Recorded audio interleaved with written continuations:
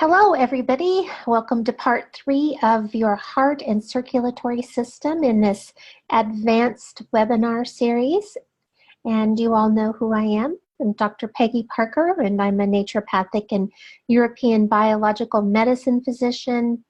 And after so many weeks and months of listening to me, you know why I love that so much. And it's because the primary underlying theme of biological medicine is that if you could reduce oxidation on cell membranes and create a slight shift in the pH of blood, urine, and saliva, and get more minerals into cells, a body could heal itself of virtually anything. And so tonight, our anything that we're going to really be honing in on is blood pressure and strokes. So this will wrap up our discussion of the heart and circulatory system. So we're going to do sort of a brief review. I'm going to kind of go through it quickly and then get on to the new topic for tonight. So we always have to start from the beginning, and we start with cells because cells form tissues, and tissues form organs, and organs form systems, and systems form organisms, or us. And so the heart and the circulatory system have many parts, and a lot of people view it as just a vehicle to deliver blood, but it's so much more than that, as we've covered in past sessions. It has all kinds of functions, including delivering waste products to your liver and your kidneys, delivering nutrients out to cells, interacting with your lymphatic system. It's very complicated. And here is a picture of your heart, and the pieces that are so important, especially that aorta and the supravena cava and the inferior vena cava are so important. Because if we have any narrowing in the aorta, which is pretty common, that's where a lot of people would have a lot of plaquing, we no longer can pump enough blood into the arteries to create enough blood flow. And if we have narrowing or loss of elasticity in the venous system, we're not getting enough blood, enough spent blood back through the lungs and in through the lungs and into the aorta. So it's all a system that has to work together. So here are some pictures of your veins and capillaries and kind of the structure of them. So arteries have a thick muscle, veins have a thinner, more elastic muscle, and the capillaries have no muscles and no valves. And so this is how the exchange happens. It goes from the heart around through the body, and in these capillaries we make an exchange of spent blood, and that goes back to through the veins back toward the heart, through the lungs, and then back to the heart, and then out the heart through the arteries. And here, this is why the lungs are such an important part of this circulatory system, because it's in the lungs that we are able to get enough oxygen into the blood in order for it to get out to the system. And remember that the only difference between blood or the primary difference between blood and chlorophyll, which is plant blood, is that in mammals, our blood is red simply because the center of the molecule is actually iron, which attracts oxygen, where in plants it's magnesium. Remember, for those of you who have taken the lymphatic system classes, the lymphatic system is very involved with our other circulatory system, the heart and blood vessels, and they're wrapped around, the lymphatic system is wrapped around in order to deliver nutrients to the blood and take waste products away. And that blood is made of red blood cells, white blood cells, and plasma. And we took a little time to look at the different ways to view blood, and here is a picture of blood under a bright field microscope. And then we also looked at dark field and dried blood. So here we have some great pictures of healthy blood under a dark field microscope, less healthy blood, unhealthy. Remember, this one is because of, it's called rouleau, and it's because the blood cell membranes have become so sticky that they're all sticking together. Leaves us with less oxygen and less nutrients to take out to the cells. And then we have some very unhealthy cells. This could be indicative that somebody would want to check for bad bacterial, viral, fungal, or even cancer. And then we talked a bit about cholesterol and whether it's our friend or our foe. We talked about the fact that cholesterol is essential. And in fact, our cells can use a 37-step process to make it if we don't take in enough. It's the primary building block of all cell membranes, and it functions in intracellular transport and signaling and nerve conduction. It's also a precursor for hormone production, and it's essential for the production and assimilation of vitamin D, which we're going to talk about a little bit later, and why vitamin D is so important in maintaining your blood pressure. So, gotta have enough cholesterol to assimilate the vitamin D, to help with our interaction with calcium, to create a healthy blood pressure. So complicated. We talked about a little bit about the role of the liver and how the liver is very involved in our whole venous and arterial systems, because the liver processes everything. And we talked about the fact that when the liver is too toxic to take on any more chemicals, it actually stores it out in fat. So we looked at always at healthy cell membranes that allow enough oxygen and water in and carbon dioxide out, and that there is cholesterol embedded between each one of those little balls that are our phospholipid bilayer, and that there are 3 types of cholesterol: HDL, the good one, and LDL, the bad one, and the VLDL, the very bad one. And we looked at some guidelines, and we talked about in naturopathic medicine that we actually like to see a little higher cholesterol numbers than these guidelines, but it's really all about the ratios. We want to see an HDL of greater than 60, an LDL of less than 140, and low triglycerides. And we talked a little bit about some common diseases of the circulatory system. Mostly we talked about arterial sclerosis and atherosclerosis. And we looked at the difference that arterial sclerosis is actually a thickening of the inner wall of the artery, while atherosclerosis happens when plaques build up,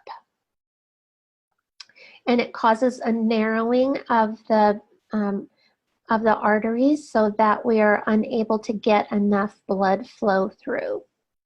And we looked at what it's like when you have a coronary artery disease and you have a angioplasty that and then place the stents, and but it's kind of like they blow up a balloon and leave a little cage behind. But it does not actually address the problem. It's only a solution, a temporary solution, because this can just keep happening elsewhere in the veins and arteries, particularly arteries, if we're not taking care of why we have plaque in the first place.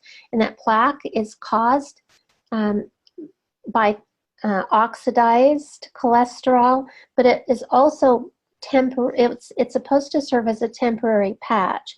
When a vein, when an artery begins to lose its elasticity and it looks like it's going to develop an aneurysm, many times our body will use cholesterol as a patch to keep that from happening.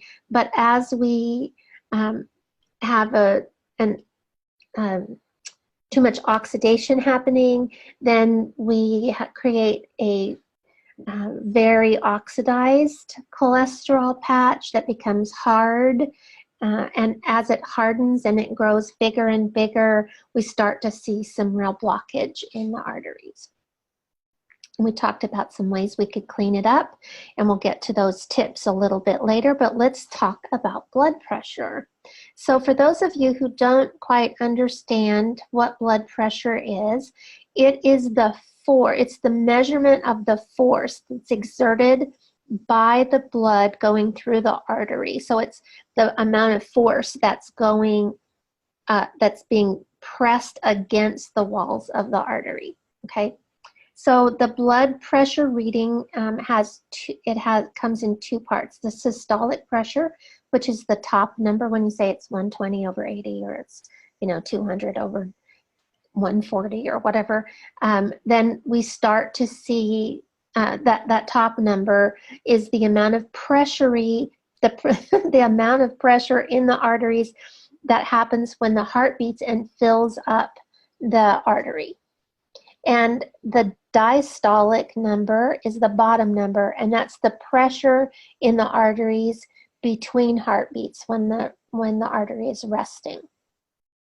So this is all really important because as you take your blood pressure, there are some things that can affect that. So a poorly made or an out of calibration blood pressure cuff can cause a lot of problems for people. They can get pretty nervous when they see some crazy numbers.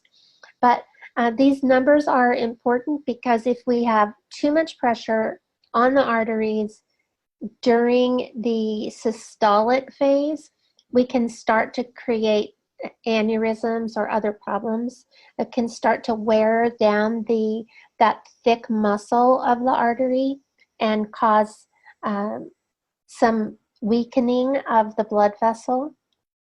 Now, blood pressure is measured in millimeters of mercury, and so that looks like mm's or millimeters of and then mercury, the atomic symbol for mercury is Hg. So that's why you see that millimeters of mercury. And then the optimal readings are below 120/80. So what doctors really like to see is something like 118/78 or 115/72. But acceptable readings will be anywhere from 100, and depending on your age and a few other factors, they'll let it slide up to 140 for the systolic pressure, and on the diastolic pressure from 60 to 80. I'm sorry, that should say 60 to 90 mmHg are acceptable readings. Sorry about that. But we hardly ever talk about hypotension. Hypotension is real. I used to have hypotension years ago. My blood pressure was in the 90s over the 50s for all of my life until I started drinking Kangen water. So go figure, right? So there are several types of low blood pressure and causes of low blood pressure. But the most common one that's not just a constant, mine was constant, but the most common one that's not constant is called postural hypotension. And so for a lot of people, when I do an intake on patients, you'd have them lie down on a table exam table and take their blood pressure, and then have them get up quickly and take the blood pressure again. And so when they stood up, if their pressure dropped, then we knew that there were some problems that would be related to some issues in their body with their endocrine system. So here are causes of blood pressure that are below 90/60 on a more consistent basis, and that would be hypoglycemia, which is the opposite of diabetes. So you've got low blood sugar. Sometimes pregnancy will cause a drop in blood pressure. Heat exhaustion or a heat stroke will cause that. Some people react to stress by their body shutting down. And so stress can create, chronic stress can create low blood pressure. Liver disease can create low blood pressure. Parathyroid disease can create low blood pressure because of an inadequate amount of calcium in their body, in the body. So let's see, and nutritional deficiencies can happen. What nutritional deficiencies can cause is a widening of blood vessels and a lack of elasticity. So you're not seeing that pump. So it's just more of a flow instead of a hard pump through the blood vessels, and so that there's not much pressure being exerted on the arterial walls. And sudden drops in blood pressure can be life-threatening, and those could be caused by profuse bleeding, from an injury, from low body temperature like hypothermia, or from too high a body pressure temperature, which would go back to heat exhaustion or a heat stroke. The heart muscle causing heart failure. So if you have disease in the muscle so that the muscle's not contracting and expanding to pump the blood, that can be a problem, of course. A severe blood infection, which is also known as sepsis, can cause the blood pressure to bottom out. And severe dehydration is one of the major causes of low blood pressure. Now, that could be because you're sick and have had diarrhea or vomiting or a high fever, but people who have chronic dehydration have low blood pressure. So that's why I had low blood pressure, because I was chronically dehydrated. I had lots of other symptoms of chronic dehydration, but my doctor should have asked me if I was drinking enough water, but they never did. If you don't drink enough fluid, you don't produce enough, you don't have enough pints of blood or liters of blood flowing through, and that causes a low blood pressure. And then allergic reactions can cause that as well. So especially if you're looking at anaphylaxis. Anaphylaxis does not create high blood pressure, it generally creates low blood pressure.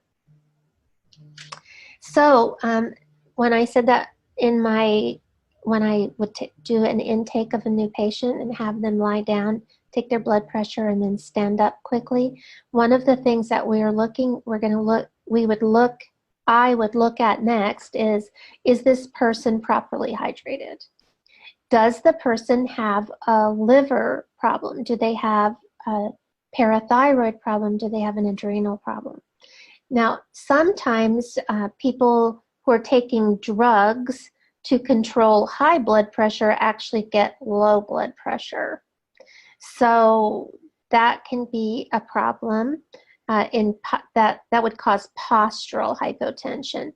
The other things that cause postural hypotension would be diabetes can create postural hypotension. So drugs that treat high blood pressure, erectile dysfunction, Parkinson's disease, neuropathy, anti-anxiety drugs, and antidepressants can all cause hypotension. But I'm sure most of you are more familiar with the next topic, which is hypertension. So hypertension or high blood pressure is any pressure that's above 140/90. And there are two different types of high blood pressure: primary hypertension and secondary hypertension. So mild to moderate hypertension generally doesn't have any symptoms. And then severe hypertension, which would be like 160/115, then we're into the severe hypertension, are usually associated with increased sleepiness, confusion, headaches, and nausea or vomiting. And there are some other complications of high blood pressure which extend to to organs and systems in our body, because if your blood pressure is that high, then the heart is working way too hard to pump adequate amount of blood to all the tissues in the body. And so as hypertension increases, so does the tension on the arteries. And as the blood vessel walls become damaged, we can see all kinds of issues like aneurysms and strokes, things like that. It can create some problems. Also, if hypertension continues to stay that high, then oftentimes there's not enough blood flowing to the legs and feet, and you'll start seeing people who have all kinds of problems, from anything that could range from peripheral neuropathy to the diseases like gangrene, things like that, that can cause some real issues in the feet and toes. And let's see. So let me see if I can get that out. Atherosclerosis, I got it, is usually one of the big causes of hypertension, because as we saw in those earlier pictures, as the blood vessels narrow, it's harder and harder to get enough blood flow through, so the heart has to beat harder and harder, and you start wearing out your heart muscle, which can cause a heart attack, and you wear out the blood vessels, which causes, like I said, peripheral artery disease. It causes strokes and aneurysms. Coronary artery disease. It can cause damage to the retinas of your eye, to your kidneys, can cause hemorrhages in your brain, congestive heart failure, all those wonderful things. And then there's eclampsia, which is happens during pregnancy, which I also had, toxemia of pregnancy, which leads to eclampsia with my first kid. And because my blood pressure was always so low in the 90s over the 50s, when it got up to 125 over 85, I told them there was a real problem. But they said, well, it's just normal blood pressure. And I'm like, not normal for me. And then I started having all these other problems, like my feet got 3 times their normal size, and I had shining lights in front of my eyes and all kinds of things. So then I'd stay in bed for like 8 weeks. But because my blood pressure was always so low, that range of blood pressure, while it was dangerous for me, it's not as dangerous as it is for people who start out with normal blood pressure, or more normal blood pressure, and have it get much, much higher. It can actually lead to strokes and have some very serious complications both during and after delivery. So let's move on to primary hypertension. So primary hypertension is high blood pressure that's not due to any underlying disease. While the precise cause might be unknown, there are lots of factors that have been identified that are what we would consider causes to primary hypertension. So there are a lot of lifestyle things like living a sedentary lifestyle, smoking, excessive alcohol intake, and things like stress, anxiety, and depression are very common causes of primary hypertension. One of the biggest and most widespread causes of primary hypertension is chronic dehydration. So easy to fix, right? And then high sodium intake, that would cause retention of water, which would raise the amount of blood you have in your body, can create hypertension. The use of some drugs, both recreational and prescription drugs, can cause hypertension. So it's that thing where you go into the doctor with one problem, and you get a drug and it causes a whole host of other symptoms, and some of those are hypertension.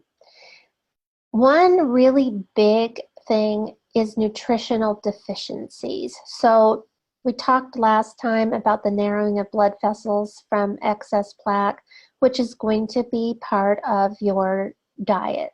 Too many foods and drinks and lifestyle and all of that that's causing an excess of free radicals in your body that's going to create the oxidized cholesterol, which is going to form plaques. But it's also about having nutritional deficiencies that are causing a lack of integrity of your blood vessels. So that can happen from low calcium, low vitamin D, excessive potassium, and low magnesium levels.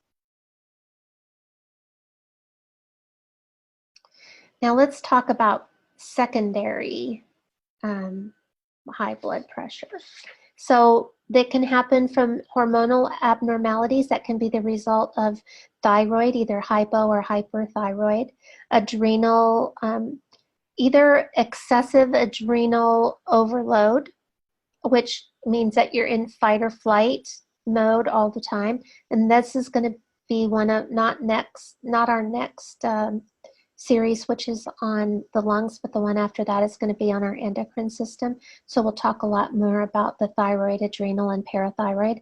Parathyroid controls the calcium levels in your body, and so you can either have too much or too little calcium. Diabetes and other autoimmune disorders can create secondary hypertension. Over-the-counter drugs for pain. I actually read somewhere recently that taking ibuprofen increases a woman's chance for a heart attack by 5 times.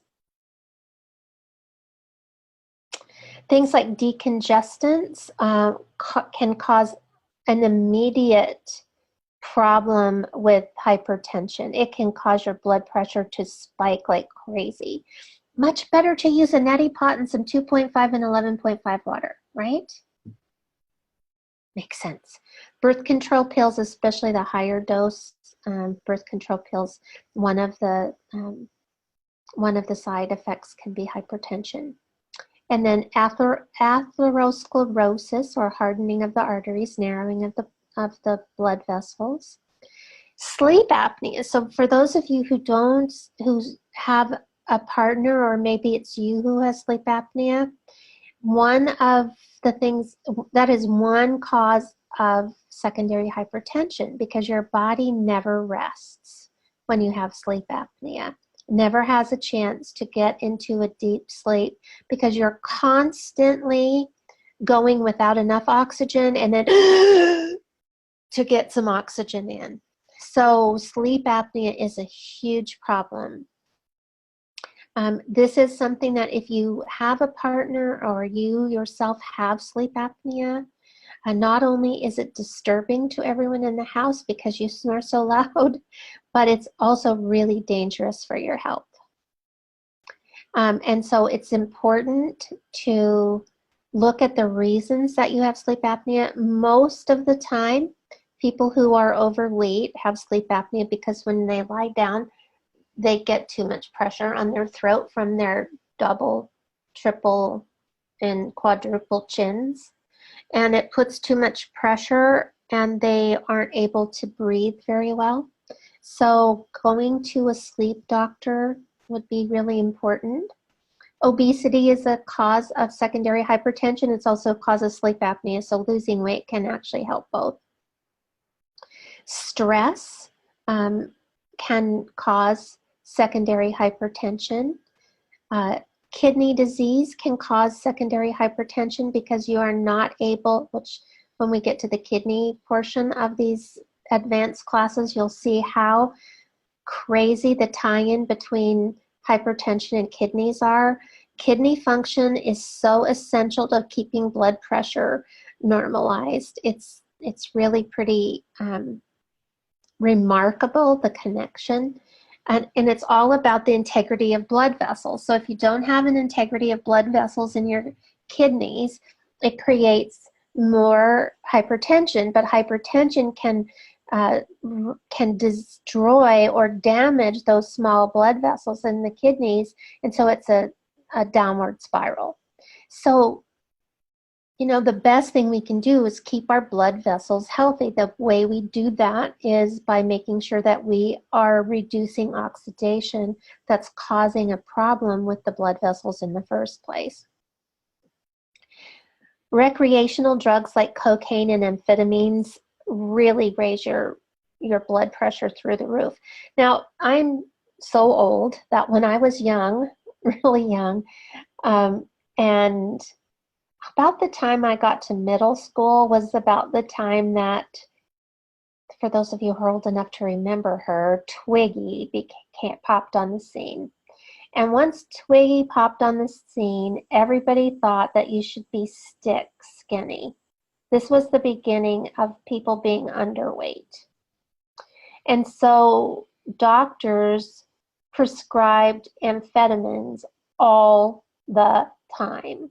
And I remember when I was between 7th and 8th grade, my doctor put me on amphetamines. I never slept the entire summer, not more than an hour or two at night. It was like I felt like my eyelids were like shades pulled down, and they just pop up, and you can't make them go closed.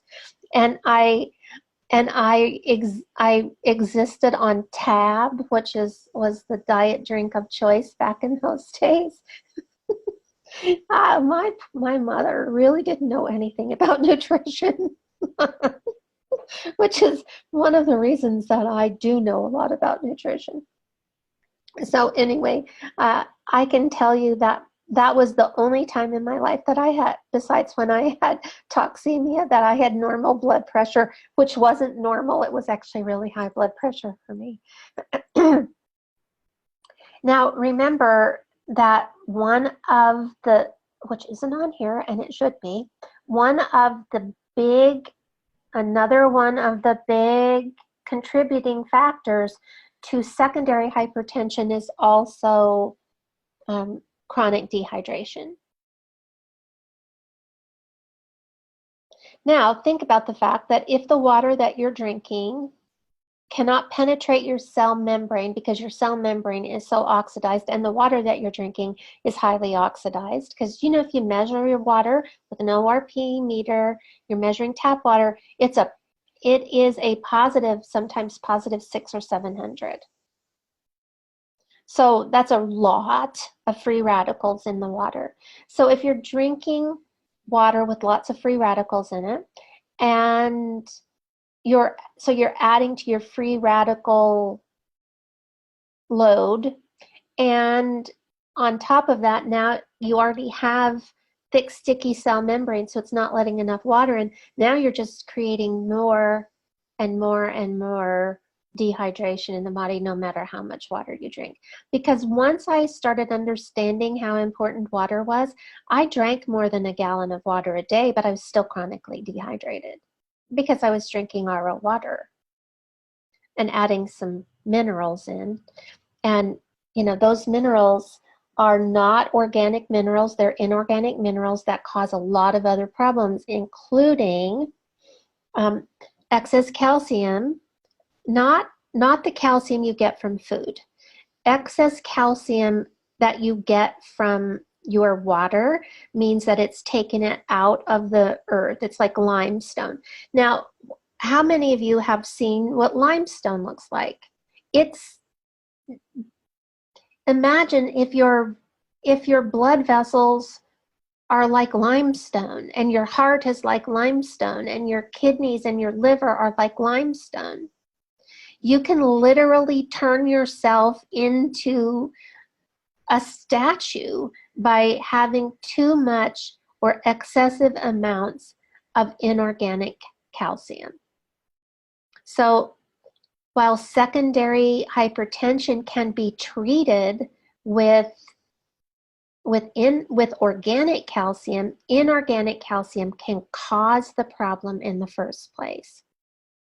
So when you look at calcium, if people are taking calcium supplements, you want to look and see what kind it is, because the vast majority of calcium supplements are made out of bone, and they're calcium carbonate, and that is not anything that you want.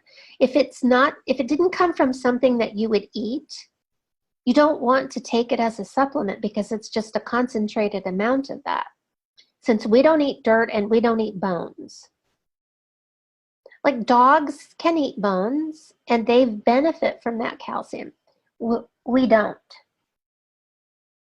We're not equipped with the proper digestion and digestive enzymes and all that to break it down and be able to use it. So any amount of calcium carbonate that we take into our body is very hard on our system to absorb it, so it mostly gets stored away, and that's part of that hardening of the arteries. That's part of cataracts. That's part of bone spurs and kidney stones and gallstones. But if we balance our nutritional deficiencies, we can make some huge strides in the elasticity of our blood vessels and the in normalizing our blood pressure. So remember earlier I said that if you have a lot of sodium in your diet, it means that you retain water, and then you have too much volume of fluid in your body, too much blood, and that can cause a problem. But generally speaking, people who eat pretty well often don't have too much sodium, but they have too little calcium, bioavailable organic calcium, and they don't have enough vitamin D, and their potassium levels are too low, and so are their magnesium levels. This can all be easily changed by changing your diet. We're going to talk about that a little bit more later.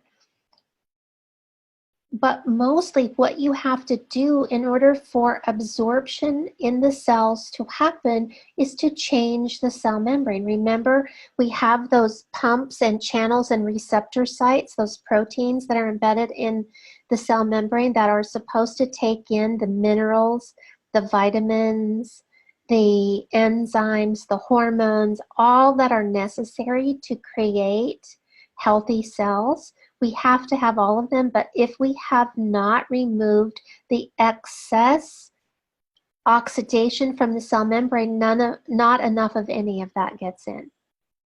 So, how easy is it to cure two things with one glass of water? So you not only reduce oxidation, you actually increase your hydration, which allows all the rest of the stuff downstream to take effect. So now we're going to move on to strokes. So there's two main kinds of strokes. The ischemic kind, which are created from a lack of blood flow to the brain because we have a blockage, and that can cause a stroke. And so in those kinds of strokes, what generally happens is that we have a certain section of the brain that is that's been deprived of blood flow, and so we have that can create some real deficits. So you'll see that some people have strokes and they have to relearn everything, because even though that part of the brain might have been damaged, your brain is pretty resilient, and the part of the resilience is that we only use a small percentage of our brain cells, so another section of the brain can take over for that one, but you have to relearn. You have to relearn to walk, have to relearn to talk, have to relearn to feed yourself, all those kinds of things. By the way, one of the most interesting treatments for strokes is a hyperbaric oxygen chamber. Hyperbaric oxygen chamber helps to get more oxygen into the blood, helps normalize blood pressure. And when that happens, people are able to recover if they've gotten almost immediately after having a stroke, within a few days after having had a stroke. If they can start hyperbaric oxygen treatments, they recover at least 95% of their function. Now, it's unlikely that you would have a stroke if you were drinking ionized water adequately, unless you just don't pay attention to your diet. I mean, the water will not make up for a terrible diet. It will only help a little. And then the other type of stroke is a hemorrhagic stroke, and that's where the blood vessel ruptures and creates an unrestricted blood flow, and that can destroy a big section of your brain. Most people do not recover from a hemorrhagic stroke. So let's see here. Forgot to turn some pages here.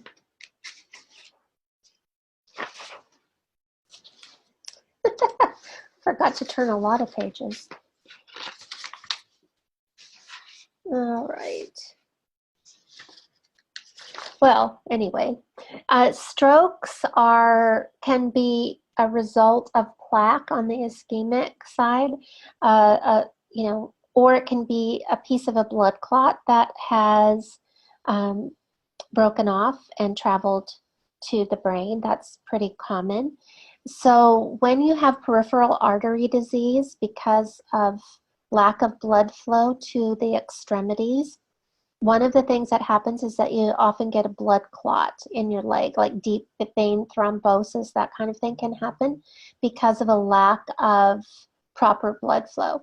When that happens and you start taking some drugs to help break up the blood clot, the interesting thing is that pieces of it can break off and go to your heart, or it can go, travel to your brain, or some other can go to your kidneys and create some havoc. But when it really creates a problem is either when it gets to your heart and it stops the heart from being able to pump blood, or when it gets to your brain and it creates an issue. But so if you can, like looking at this picture of ischemic stroke, you can see that if you've already got some plaquing going on and then you have a little piece of a blood clot, you can see what kind of issues you could have.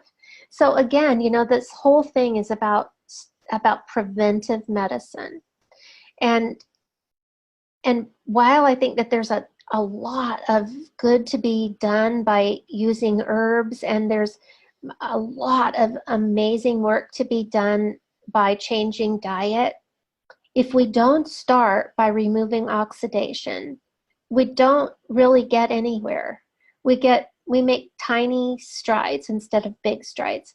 So when I was still in practice, I used to see people that would come in that had crazy cholesterol numbers and crazy blood pressure numbers, either really high or really low. And after being on the water for sometimes as little as 3 months, their cholesterol numbers had changed pretty dramatically.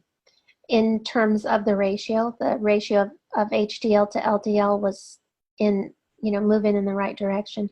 Doctors would be amazed. But where we really saw the change was in blood pressure, because they were already following a good diet. They were already doing all of those things. So now what we were doing is getting their body properly hydrated, because we were removing oxidation so that their cells could actually become hydrated. And we were, doing that dual-pronged approach where we were changing cells and changing hydration. This made people's blood pressure go down. And so a lot of the things that cause strokes are high blood pressure. That's one of the major things that causes a stroke. If you have chronic high blood pressure, you are setting yourself up for a stroke big time.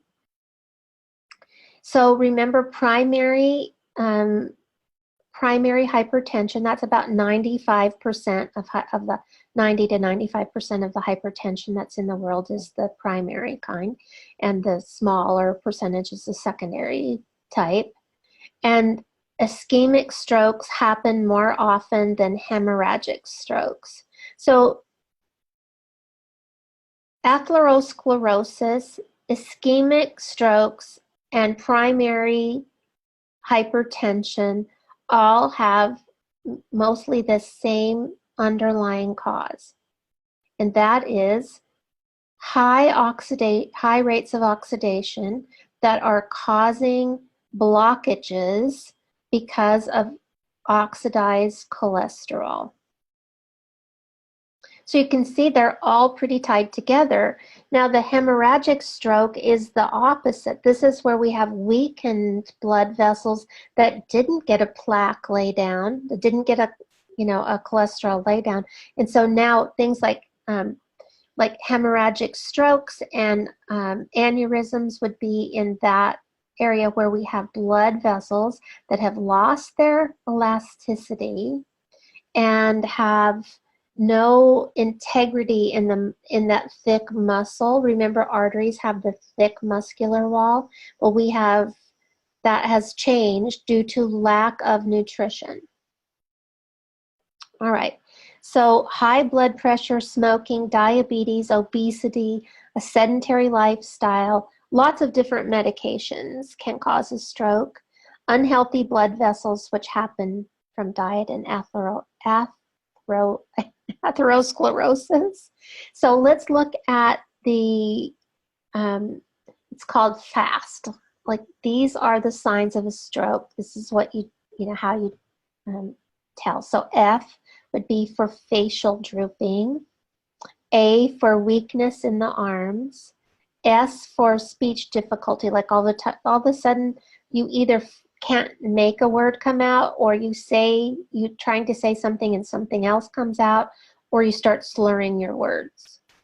And if at least two of those are happening, you get concerned, but if all three of them are happening, it's time for T. It's time to call 911.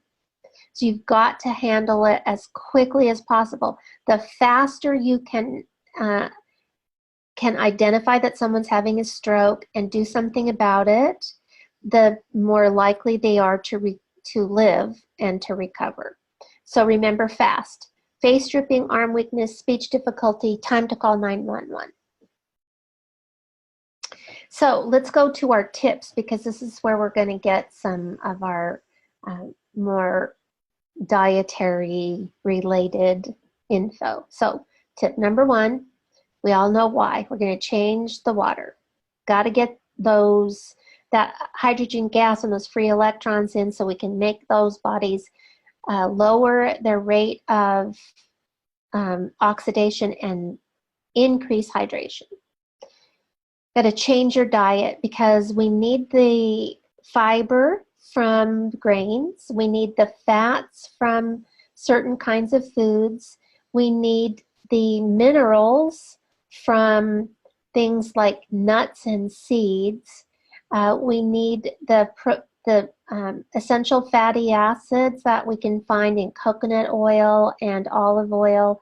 We need some of those antioxidants that are in dark colored berries, like blueberries and acai berries and strawberries and raspberries and blackberries. We need that. We need the anti-inflammatory properties of turmeric and dark chocolate. But here's what you're going to find out. This is why I eat kale virtually every day, and one of the reasons that it's so important. Leafy green vegetables are one of the best sources of calcium that has the proper relationship and ratio to magnesium to create proper absorption of the calcium. Without the right ratio of calcium to magnesium and without enough vitamin D, you do not absorb the calcium well. And there was a pretty good research study done at the Texas Health Science Center that showed that if you have at least 800 milligrams of calcium a day, it reduced mild high blood pressure by 20 to 30 points in the subjects that they studied. That's significant. And another study found that people under the age of 40 could cut their chances of developing high blood pressure by eating enough calcium, not by taking it in supplement form, but by eating it.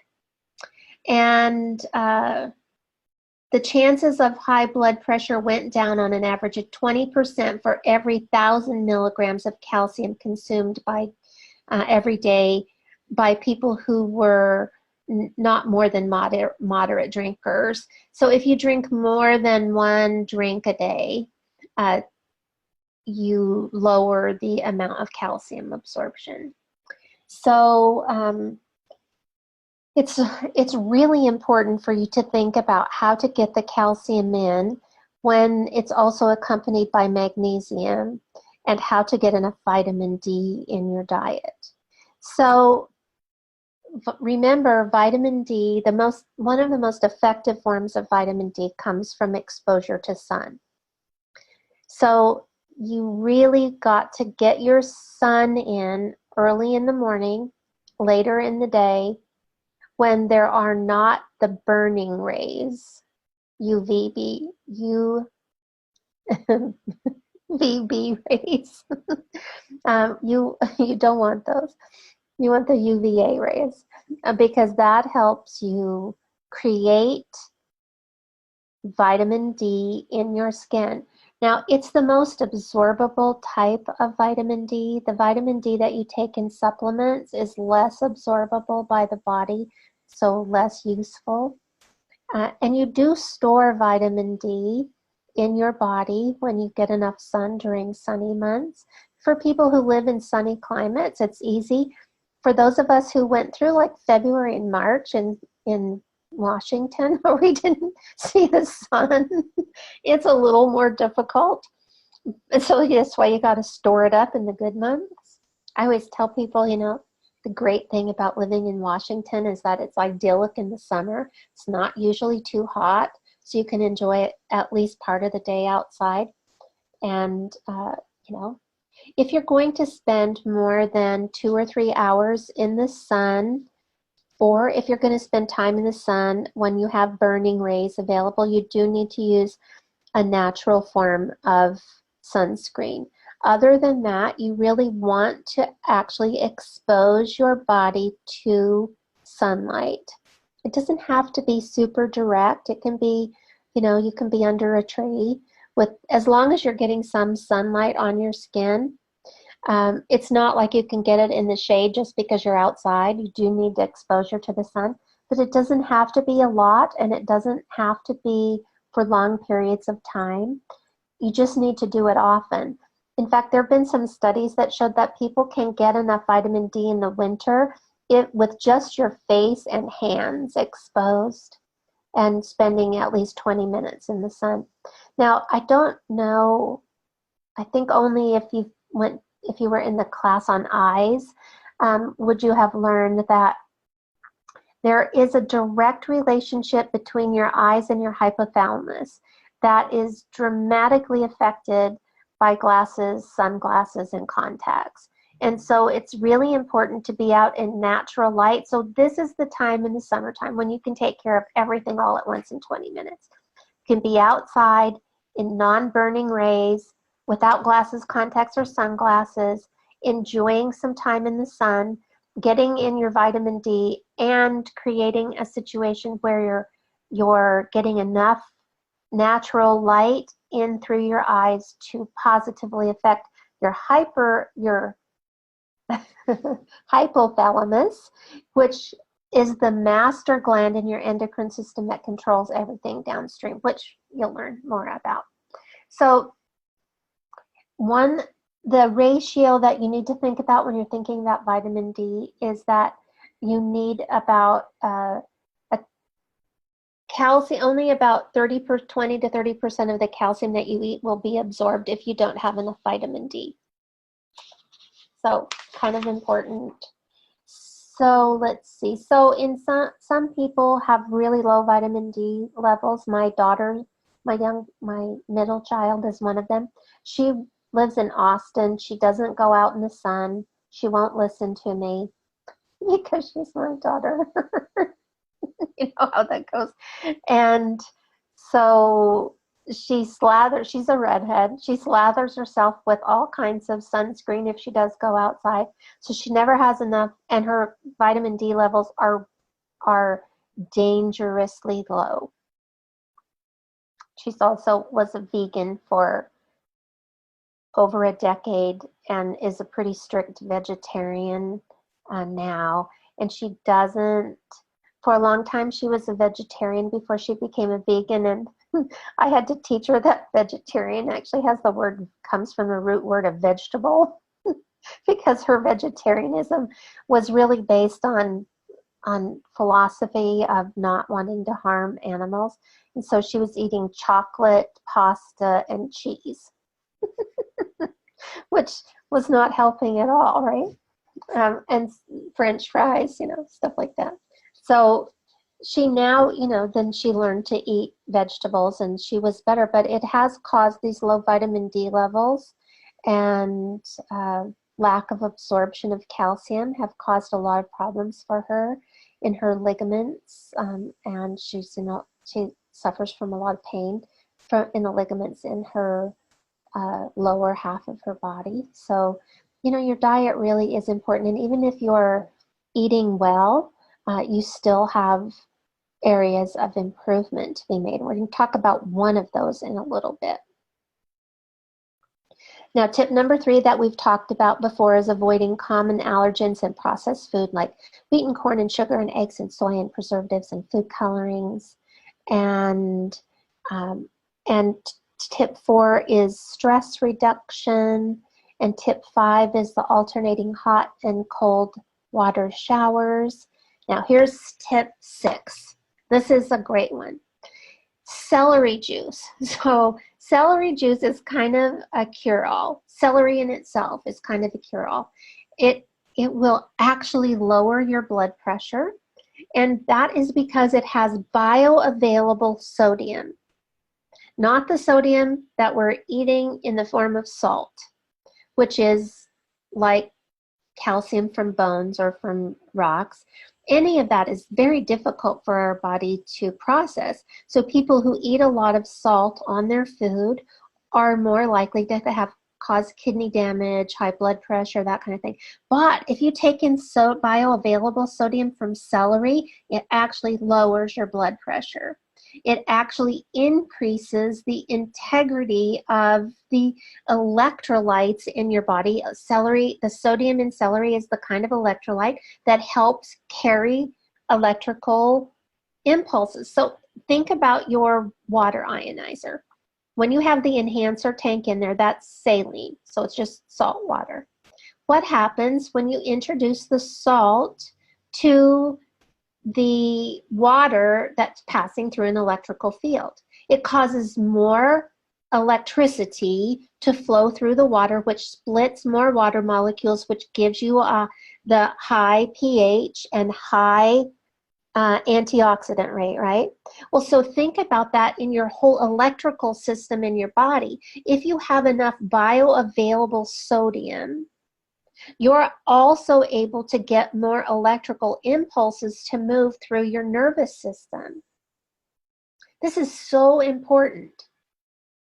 There was a study done on beta blockers in celery.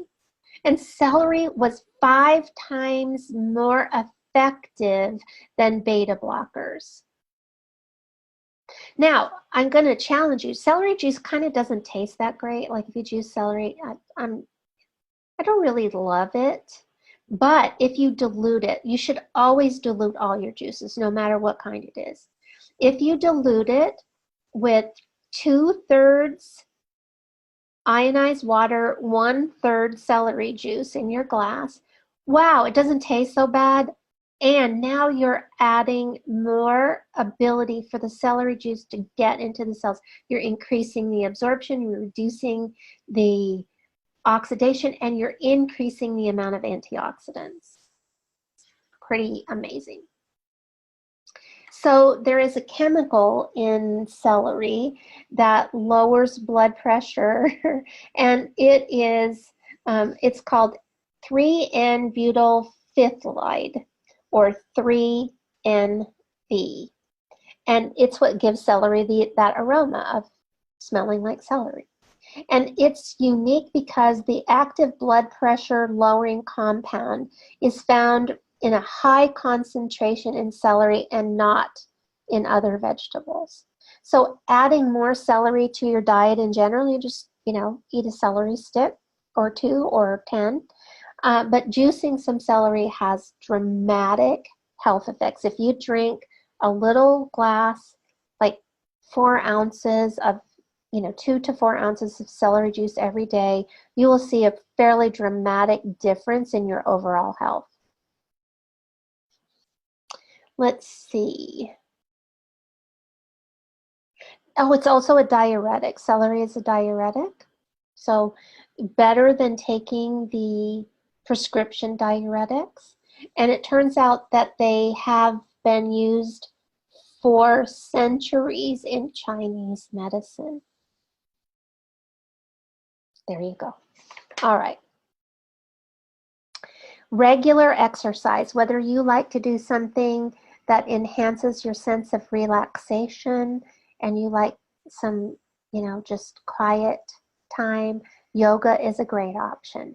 Or maybe you're the type who really loves to be in a class and you really want to get the cardio going on, and that helps you engage in your day and engage in life and keep your blood and your lymphatic fluid flowing, and that's how you really reduce stress. Or maybe you like to just take a walk with your friends, and doesn't matter if it's mall walking. It's really great. Here's that 20 minutes outside without glasses or contacts and without a long sleeved shirt on, and there you go. Early in the morning, later in the evening, as long as the sun is still up, here you go. Here's one way you knocked out 3 things at once.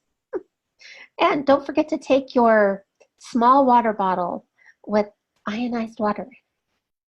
Or if you're a person who really prefers to work out with a tape or just do calisthenics at home, it doesn't matter. Regular exercise is essential to good heart health and circulatory system health, both for your lymphatic system and your cardiovascular system. Because remember that we have to keep this in mind, that oxidation leads to dehydration, which leads to inflammation, and that creates this downward spiral to illness. But if we follow some of these basic water protocols, we can actually reverse any of those things by introducing more hydrogen gas, more free electrons to restore hydration, which causes intracellular pH balancing, which causes higher levels of oxygen in the cells, which makes the cells available, or makes oxygen available to the cells so they can produce more energy, which makes the cell become more high functioning, which means that tissues are revitalized and we start creating healthier tissues to create a healthier body. And by doing all of that, we can impact the health of people all around the world, just one simple glass, or not so simple or not so ordinary glass of water at a time. So let's open it up for some questions. I know we're running a little late, but I'm okay with that. Anybody have a question? Okay, go right ahead. When I was looking at the stroke, yes, my mind was running off to Parkinson's. And so what would be the relationship to Parkinson's in the brain and blood? There's not one. Parkinson's is about the nervous system. Okay. All right. Anybody else have a question? No. Okay, go right ahead. I have 2 questions. Is that okay? Well, first of all, thank you for the celery tips. I knew that was good, but now really, I'm really going to do it because it always helps to know what is happening in my body. So I thank you. agree. Oh my God, I'm going to go make a juice for my son. So thank you. I did a demo this weekend. Uh-huh. And amazing enough, one of the people said to me, if we can do the 11.5 with vegetable oil and olive oil. And I'm like, sure, let's bring it over. It did not emulsify. It doesn't emulsify as easily because well, for one reason, the toasted sesame oil is very oxidized. As you toast that, you're creating an oxidized oil in the sesame, that sesame oil, the dark sesame oil. So that's why it emulsifies so much easier. Versus the vegetable oil and the olive oil? Yes, because the vegetable oil and olive oil are not very oxidized. So if you happen to get some old rancid oil, it also emulsifies easier. Because I asked my upline and she said that because the olive oil and the vegetable oil did not emulsify because there's not a virgin olive oil. They are not virgin and they are full. That's not true. Oh my God. People make stuff up all the time. Oh yeah, I know. So I was like, well, just a minute. I'm going to talk to my Dr. Peggy. She's going to tell me the right truth answer. So thank you. You're welcome. Oh my God. It's crazy. I'm like, sure, let's just do it. I'm like, oh my God, what am I supposed to do here? So I said, I'm sorry, I don't know. And that's the best thing to ever say, because I think that I think that the most effective teachers or salespeople are people who admit they don't know the answer to something and then say, but I'm going to try to find out and then I'm going to get back to you and let you know the answer. Because I know I can find the answer, I'm just going to get back to you, which gives you another opportunity to talk to them and explain it, which gives you another opportunity to have an opportunity to talk to them about the water and about buying a machine. So it all works out great. You don't have to know everything. Nobody knows everything. I don't know everything. No. And could you please let me know if the Yukon turmeric supplement that is sold by Enagic, I think it has vitamin D in it. Is that correct? I don't know. Oh, I don't know. Okay. So you don't See, know. I don't know. Okay, that's fine. So, okay, so you don't have any input or comments about the supplement that Enagic? I don't. Okay. And I'm sorry, but I had to ask one more question. Is that okay? It's okay. One of the other persons in the demonstration asked me, and I didn't remember what you explained. I know we have different type of pHs in the body, like in the stomach and in the vagina is very acidic. So what happens when we drink alkaline water? It just goes through and it doesn't change the pH in those areas? Is that what it doesn't change the pH anywhere. So the thing that changes the pH is bicarbonate that's released by high functioning cells and systems. So alkaline water is not a buffer. So it can't change the pH of anything because it's not a buffer. Buffering systems in our body work when our cells are functioning properly and our organs and glandular systems are functioning properly. So what happens when we drink the water, it's not really about the alkalinity. The thing that's most important about alkaline water is that the more alkaline the water, the more antioxidants it carries. And the more alkaline the water, the faster it passes through the stomach and into the small intestine, so you can be hydrated.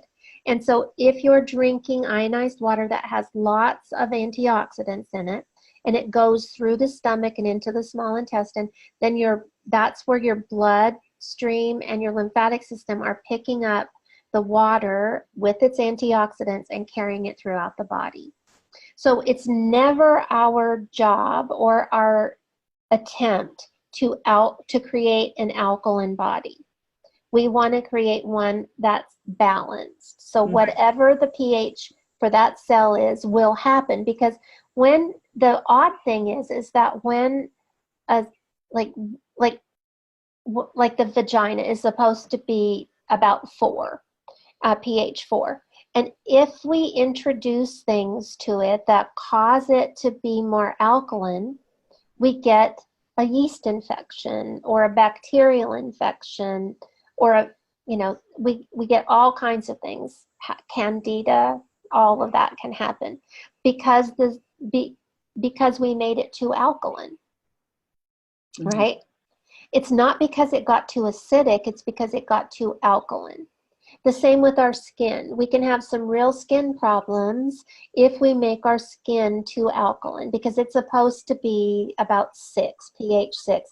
And when we use soap, which is very alkaline, we can create some real problems. That's why we use other things to balance our skin. That's why when you put beauty water on your skin changes so much, because you've now balanced the pH. That's why people's acne goes away. That's why rosacea goes away, because we've now balanced the skin pH, okay? So we're not trying to make our bodies alkaline. We're trying to create a balance. We're trying to create homeostasis in our body so that all the cells can be their correct pH. And that happens when we remove the oxidation from the cells. So the antioxidants are what cause everything to get into balance, not the pH of the water. So that's why it's kind of important to change how you talk in demos. And so I just finished doing a demo class for some folks down in San Diego.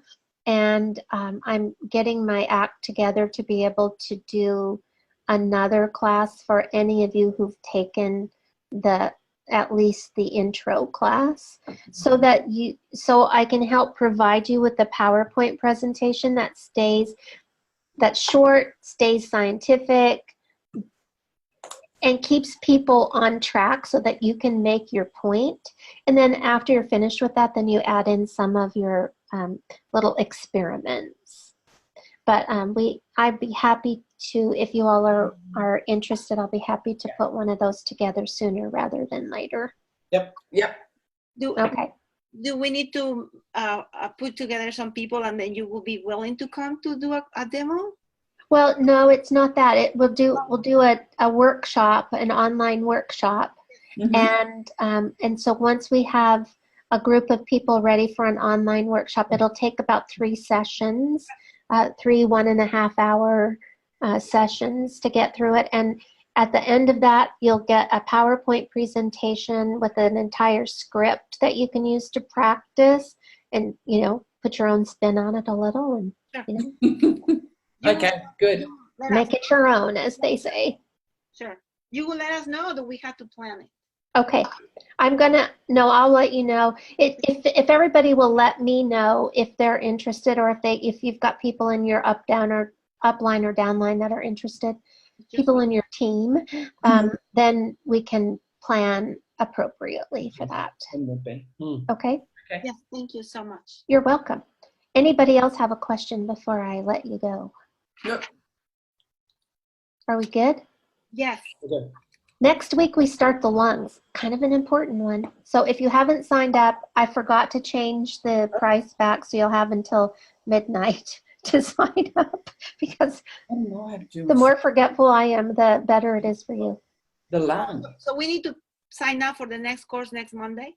Yes. If you haven't already signed up for the lungs, you'll want to get on there and get that done. Are you going to send the link, Dr. Peggy Parker? So if you look up ionized water info, you'll find it, but I'll send you a link. I'll try to remember to send you a link. Okay, please. Thank you so much. You're welcome. All right. Well, that's it. We wrapped it up for the heart and circulation. I hope you enjoyed it, and I hope it helps you answer more people's questions. And yeah, it does. It's great. All right. And go juice some celery. Yeah. Okay. All right. Goodbye, everybody. Bye. Goodbye.